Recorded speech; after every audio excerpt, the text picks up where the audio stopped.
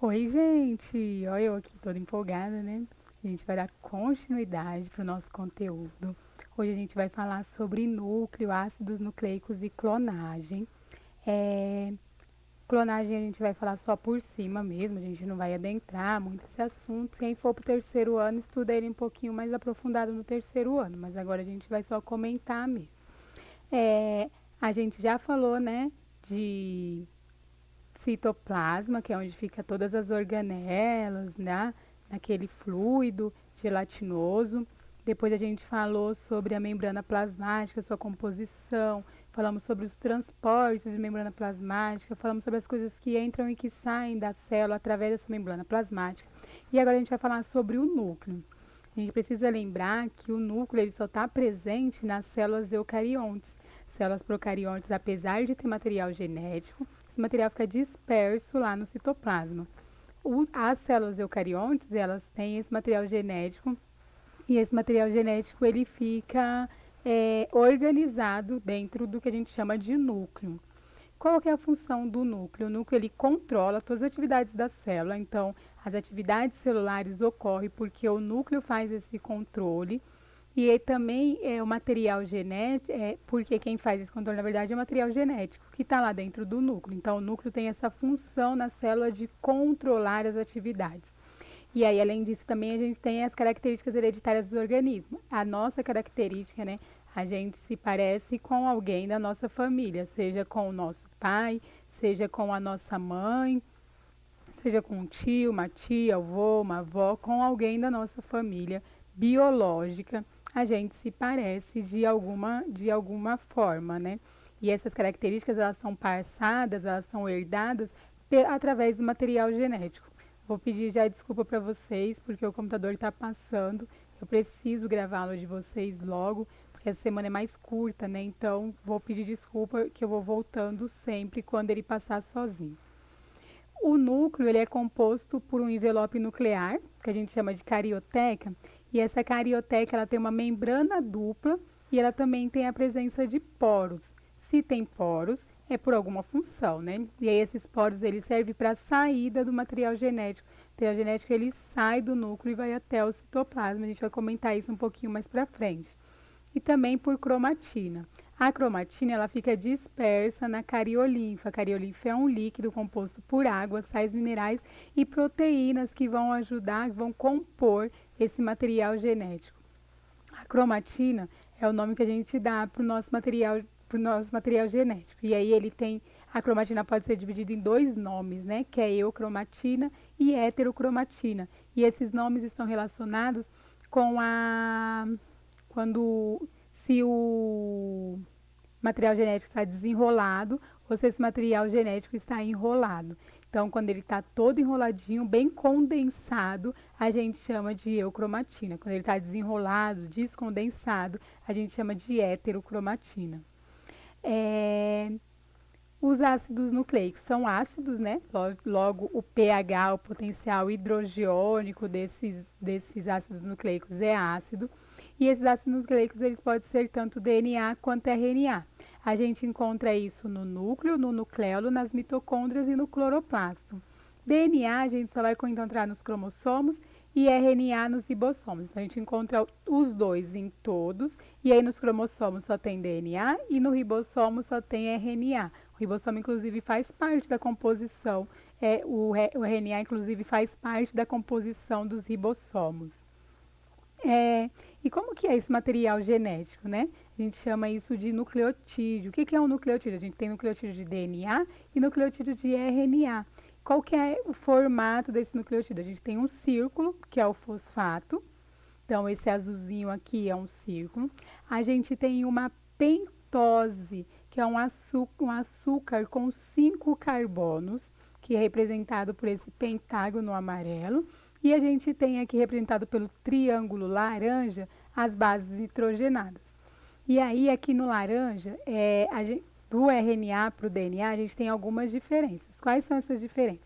Primeiro é o amarelinho, que é a nossa pentose. O RNA é um ácido nucleico de ribose. Vocês veem aqui o nome, né, como é em inglês, começa a sigla, ela tá como pra gente como se fosse o contrário, porque o nome é em inglês, mas é RNA, é um ácido nucleico de ribose. Ribose é a pentose que determina o nome. O DNA é um ácido nucleico de desoxirribose. No RNA, a gente tem adenina, uracila, citosina e guanina. A uracila é uma base hidrogenada que a gente só vai ter no RNA, não vai ter outra, não vai ter no DNA. No DNA, em vez de uracila, a gente vai ter timina.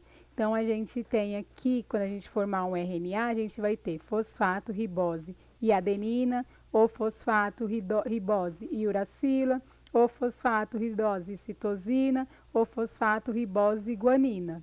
Então, não vai ser as 4 bases sempre, né? Vai ser uma das bases. Se a gente tiver uma uracila, a gente já sabe que é de RNA. Se a gente tiver outras bases, a gente vai ter que olhar o açúcar. Se for uma ribose, a gente já sabe que é RNA. Então, é isso daqui que dá pra gente diferenciar, uma das coisas que dá pra gente usar para diferenciar o RNA do DNA. Lá no DNA a mesma coisa, né? A gente vai ter adenina, timina, guanina e citosina. A adenina, ela se liga com a timina com uma dupla ligação e a citosina se liga com a guanina com uma tripla ligação. As pessoas normalmente, para saber quem se liga com quem para não se perder, na época em que a Terra ainda era habitável, né, que as pessoas iam para shows, existiam alguns cantores, um chamava Agnaldo Timóteo e a outra chamava Gal Costa. E aí a gente sabe que é adenina e timina, porque a gente fala de Agnaldo Timóteo, A com T, e Gal Costa, G com C. E aí, para adenina, para o RNA a gente não tem nada, né? Mas a gente já sabe que a citosina se liga com a guanina. Então, logo a adenina vai ter que se ligar com a uracila. Uma outra diferença entre o RNA e o DNA é a estrutura. O RNA é uma fita simples, ele só tem uma fitinha. O DNA é uma fita dupla, então são duas fitas se ligando. Então, quais são as diferenças entre RNA e DNA?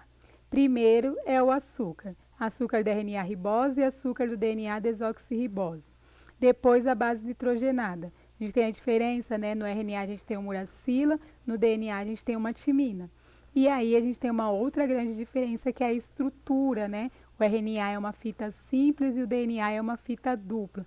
Existem outras diferenças, mas essas são as nossas principais diferenças entre DNA e RNA. E aí a gente precisa duplicar nosso material genético, né? A gente tem lá dentro do nosso corpo nosso material genético. Todas as nossas células vão ter esse material genético. E a gente também vai passar esse material genético para as próximas gerações. Então, como a gente vai fazer isso? Duplicando esse material genético. Como que a gente duplica o material genético? Primeira coisa que a gente faz, lembra lá que o DNA é uma fita dupla, né? Primeira coisa que se faz é vir uma helicase. A ase é uma enzima, né? Tudo que termina em ase é enzima.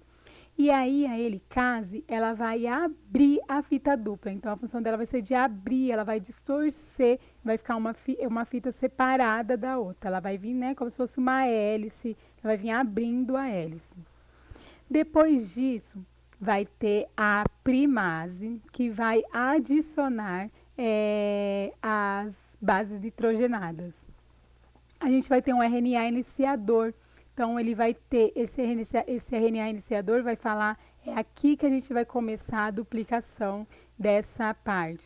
E a gente vai adicionar, depois desse RNA iniciador, um fragmento de Okazaki, que é um fragmento que vai determinar o início dessa polimerase, né, dessa produção de DNA. E aí a gente vai adicionar, então, uma DNA polimerase que vai duplicar o DNA. É importante a gente saber que vou passar para o próximo, que a próxima imagem mostra melhor isso para a gente. Essa duplicação do DNA, ela acontece, ela é semiconservativa. O que quer dizer semiconservativa? A gente tem essa fita aqui, ó, deixa eu mostrar, estou tentando mostrar com o dedo, vocês vão ver, né? Essa fita aqui, que é a fita molde, que é a fita do DNA original. E essa fita aqui, que também é do DNA original. E aí você forma uma outra fita embaixo e uma outra fita em cima. Ou seja, o que isso quer dizer? Que a gente tem a fita de cima, a última fitinha lá de cima e a última fitinha aqui de baixo, elas são a mesma fita do DNA inicial. Aí a gente forma aqui outra fita, então ela é semi-conservativa porque ela conserva metade do material genético, que é o mesmo, né? Ele veio da mãe, ele continuou conservado lá. Aqui a fita ela se duplica de 3 linhas para 5 linhas, a gente chama de sentido da vida. E aí a gente tem aqui embaixo a fita descontínua e a fita contínua, mas ambos estão no sentido 3 linhas, 5 linhas. Por quê? Porque a de cima vai ser 3 linhas, 5 linhas, 3 linhas aqui, 5 linhas aqui, e a de baixo então vai ser 5 linhas aqui, 3 linhas aqui. Então, tanto a fita contínua quanto a fita descontínua estão crescendo nesse sentido, 3 linhas, 5 linhas. Lembrando, semi-conservativa, você vai abrir, né? Você tem uma enzima que abre essa dupla hélice, que é a helicase, e aí você tem nucleotídeos livres lá dentro do seu núcleo, e aí esses nucleotídeos vão sendo adicionados, sempre naquela sequência, né? Se lá na fita você tem uma adenina, você vai ligar uma guanina. Se você tem uma timina, você vai ligar uma citosina. Se você tiver uma adenina, você vai ligar uma timina. Se você tiver uma citosina, você vai ligar uma guanina. Acho que eu falei certo. Isso daqui é para o nosso DNA, né? Lembrando, o RNA é fita simples, então não acontece todo esse processo. Ele não precisa abrir, não precisa desenrolar, né? Ele não está com outra fita. É outro processo de duplicação do RNA. O que importa para a gente aqui agora é a duplicação do DNA. E por que importa a duplicação do DNA? Porque a gente precisa do DNA para a gente sintetizar proteínas. Lembra do nosso ribossomo, que é no nosso ribossomo que acontece a síntese proteica, ou seja, a produção de proteína? A gente tem lá uma subunidade menor, e depois a gente tem uma subunidade maior, né? O nosso ribossomo é uma bolona em cima, uma bolinha embaixo. E aí ele vai ter, nesse ribossomo, você vai adicionando aminoácidos, e aí esses aminoácidos vão produzindo, você vai, na verdade, vai entrar o RNA mensageiro, o RNA transportador vai adicionar aminoácido, e aí ele vai adicionando aminoácido e vai saindo polipeptídeos. Esses polipeptídeos vão se juntar e formar proteínas. Aqui a gente vai falar um pouquinho melhor sobre isso. Então, o que a gente tem? A gente tem o DNA lá no nosso núcleo. Esse DNA vai sair pelos poros e vai para o citoplasma. Quem vai levar esse DNA do núcleo para o citoplasma? O RNA mensageiro. Aí lá no citoplasma vai ter o RNA transportador, que vai pegar esse DNA, vai transportar aminoácidos até o local. Esse RNA transportador que vai... Esse DNA já não é mais DNA, né? Aqui, quando ele chegou lá, a gente vai falar sobre isso logo, que é na próxima tabelinha ali do lado, mas ele já passa a ser RNA. E aí esse RNA transportador vai transportar os aminoácidos até o local de síntese. Lembra aqui, ó, que a gente precisa de aminoácidos para poder se ligar nas proteínas? Quem vai trazer para se ligar aqui no RNA para produzir proteína? Quem vai trazer esse aminoácido é o RNA transportador. E aí a gente vai ter o RNA ribossomal. O RNA ribossomal ele faz parte da estrutura do não é mitocôndria, meu Deus, do ribossomo. O RNA ribossomal ele faz parte dessa estrutura do ribossomo. E aí esse RNA ribossomal ele tem uma ação enzimática, ele que produz, ele que faz o ribossomo produzir as proteínas. Então a gente tem dois processos, que é o processo de transcrição. Lembra que sai DNA lá do núcleo e vai para o citoplasma? Esse DNA ele precisa ser transformado, precisa ser transcrito em um RNA. É esse momento em que o DNA deixa de ser DNA e passa a ser RNA, acontece uma transcrição. Se faz a leitura do DNA, transcreve no RNA, e aí se transcreve no RNA mensageiro. É, a transcrição é pegar o RNA mensageiro e produzir, pegar o DNA e produzir o RNA mensageiro. E aí depois disso a gente vai ter uma tradução, que é a organização dos aminoácidos no citoplasma. Então lembra que a gente tem lá um monte de aminoácidos e o RNA transportador vai trazendo? Esse momento de trazer esses aminoácidos, eles se ligarem lá no lugarzinho certo que ele tem que se ligar, a gente chama de tradução.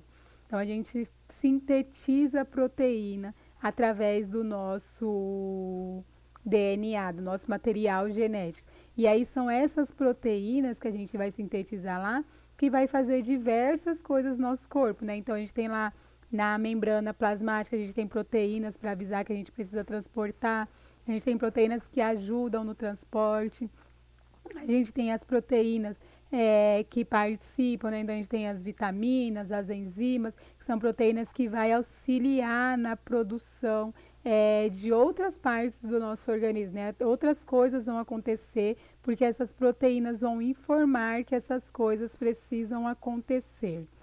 É, como eu disse para vocês, a gente não vai entrar detalhadamente em clonagem, né? A gente vai falar só por cima. O que é clonagem?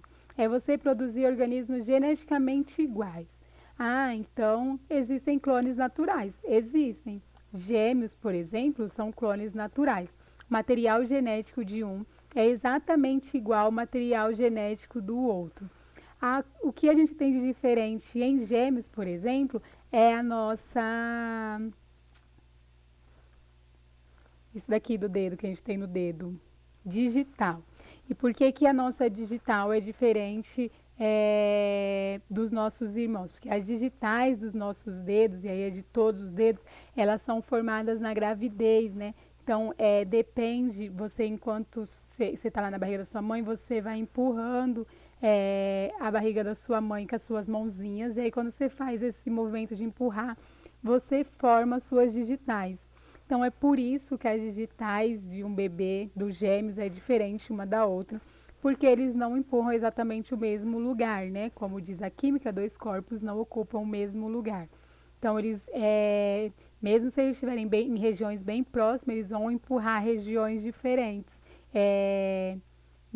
apesar de próximas distintas. Então a digital deles vai ser diferente. Tirando isso, eles são um clone, eles são exatamente iguais. Até com tirando a digital, eles são todos iguais. Assim, o material genético deles é exatamente igual.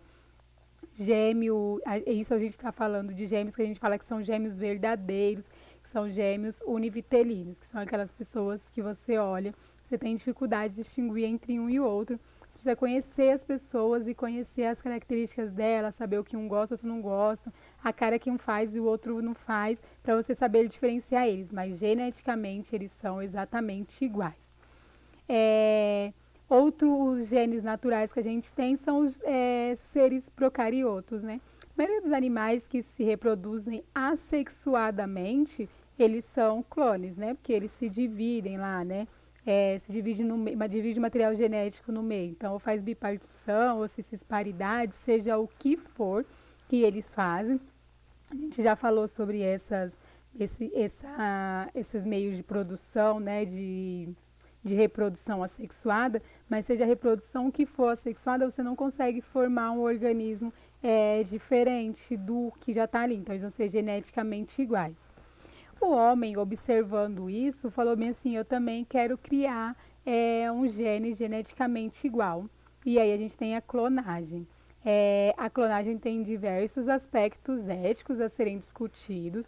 Você pode fazer clonagem tanto de animal quanto de vegetal. Em vegetal, a clonagem ela ocorre muito e clonagem ocorre naturalmente também, né? Quando você pega uma mudinha, então a gente faz clonagem há milhares de anos. Quando você pegava uma muda de uma planta e plantava, você estava plantando uma muda, uma planta geneticamente igual. Elas vão ser iguaizinhas uma à outra. E aí a gente está falando de genótipo, né? E o genótipo delas vai ser exatamente igual uma à outra. O fenótipo pode mudar, né? Porque o fenótipo ele depende do genótipo mais do meio que aquele ser cresce. Mas o genótipo, que é as nossas informação genética, elas são exatamente iguais na clonagem. Teve um caso, que em tempo também ainda que o mundo era habitável, que as pessoas, né, saíam e se conheciam, que as pessoas criaram a ovelha Dolly. Eu lembro porque eu já era nascida, eu acho que vocês ainda não, mas eu já era nascida no tempo da ovelha Dolly, e aí foi uma discussão imensa, tipo, nossa, clonaram um mamífero, né? A Dolly, ela é tida como o primeiro mamífero clonado. Eu desacredito muito que ela seja mesmo o primeiro mamífero clonado. No entanto, ela é o primeiro mamífero criado dentro de um laboratório e que passou por comitê de ética e todas essas coisas e foi aprovado para ser feito. Como que foi feito a Dolly? Você pega uma ovelha que você chama de ovelha matriz e retira células dela. Nesse caso da Dolly foi retirado células mamárias. E aí você tem uma célula que é doadora de óvulo, uma outra ovelha que foi a doadora de óvulo. Então você pegou o óvulo dessa ovelha doadora e retirou o núcleo dela. Então ela fica sem núcleo, ela não tem nada, né? Ela é só o óvulo mesmo sem o núcleo. Aí você pega aquela ovelha matriz, você pegou as células mamárias e prepara isso para acontecer a clonagem. Você pega essa, você precisa fazer uma fusão, né, para fazer a reprodução. Então você pega essa ovelha matriz e coloca no óvulo esvaziado lá que você tirou o núcleo, faz uma fusão dos dois. Ou seja, a célula, quando você fizer uma fusão, né, você faz essa fusão por descarga elétrica, você usa descarga elétrica para ocorrer essa fusão, e aí espera um pouquinho lá dentro do tubinho para ver se as células começam a se multiplicar. As células começaram a se multiplicar, colocaram isso na barriga de uma mãe, de uma ovelha, né, que foi a mãe de aluguel. A informação da Dolly era só da ovelha matriz. Por quê? Porque o ovocito você tirou, quando você pegou o óvulo da doadora, você retirou o núcleo, então não tinha informação. E a mãe de aluguel também foi uma mãe que só foi para colocar também para poder crescer. Isso deu alguns indícios, né, para nós. Primeiro que a mãe de aluguel ela não repassa DNA para o filho, não repassa muitos, né? Tem uma passagemzinha ali de DNA durante a amamentação, mas é muito pouco. Aí você tem você forma um clone, né? Quando esse bebê nasce, ele é um clone. E esse clone aqui, ele é uma duplicata da ovelha matriz. Ele é igualzinho geneticamente à ovelha matriz. É, existem muitos aspectos éticos a serem discutidos sobre isso. Primeiro, porque a ovelha Dolly, por exemplo, foi uma ovelha que envelheceu muito rápido, teve doenças durante. Ela morreu muito cedo também, né? E ela teve doenças muito cedo, que eram doenças caracterizadas de ovelhas idosas, né? E ela, muito nova, já teve essas doenças. É, tem o aspecto ético de você pensar, por exemplo, se a gente começar a reproduzir mamíferos, a gente pode reproduzir seres humanos também. E aí tem isso, né? Se a gente pode, a gente já tem tecnologia para reproduzir, fazer clonagem humana, no entanto, qual a validade disso, né? Por que a gente faz isso? Porque a gente vai formar um clone se a gente tem pessoas que não são clones. Então, assim, mas tem gente que quer adotar crianças. Sim, tem um monte de crianças aí para serem adotadas. Por que você não adota já essas crianças? Eu estou dando só algumas informações para vocês pensarem sobre isso. Quem vai criar a ideia de que isso é legal ou não na cabeça de vocês é só vocês mesmo. É, mas a gente precisa trazer alguns aspectos, né? A gente precisa falar de algumas coisas que são tidas nessa clonagem, que elas podem desvirtuar o caminho científico, né? Tem muito ego envolvido nessas pesquisas científicas, porque uau, conseguiu fazer um clone e olha como isso é legal, né? Na época isso foi tão discutido que teve novelas sobre clones, né?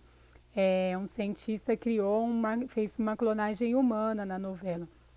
E aí, todos os aspectos éticos, eles precisam ser discutidos quando você fala de clonagem.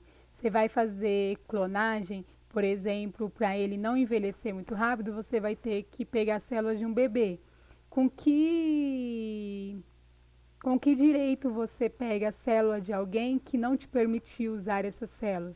Então, por exemplo, um bebê, por mais que o pai dele ou a mãe dele tenha permitido, ele tem autonomia. Um bebê ele não, ainda não tem autonomia sobre o corpo dele, mas ele vai ter. E aí, quando ele ter, como que ele vai lidar com esse fato de existir um clone dele sem a permissão dele, né? É diferente de gêmeos que você nasce, né? A natureza fez com que nascesse.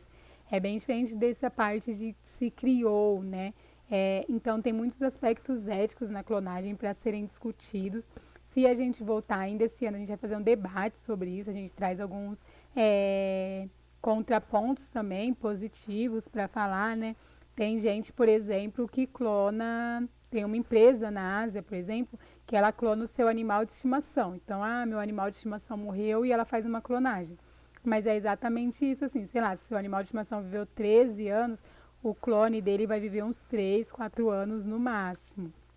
E aí tem gente que acha isso muito legal, de uau, eu posso viver mais um tempo com o meu bicho, não é o seu bicho, é outro bicho. A gente tem muito essa ideia de que clones por serem geneticamente iguais, eles têm personalidades iguais. É outra pessoa, né? Então é um outro ser. É necessário pensar sobre isso também. Gente, era isso que eu tinha para falar. Peço desculpa pelo sobe e desce. Quero agradecer muito vocês por esse bimestre, por esse semestre. Ele não foi nada fácil. Eu tenho convicção comigo que foi muito difícil para vocês. Mas agora a gente está chegando, né? Vamos ter um tempinho de férias. Termina essa atividade dessa semana. Termina o mais rápido que vocês possam e descansem. Pensem na saúde mental de vocês. Faz alguma coisa que vocês gostam, né? Tá dentro de casa, mas faz coisa que vocês gostam. Se movimente, dança, canta, faz exercício físico, faz alguma coisa. Se cuidem. E aí a gente se vê logo. Terceiro bimestre tá aí, agosto tá aí, já chegando, né? Já tá batendo na nossa cara. E a gente tá chegando. Então se cuidem, por favor. E a gente se vê logo. Beijos.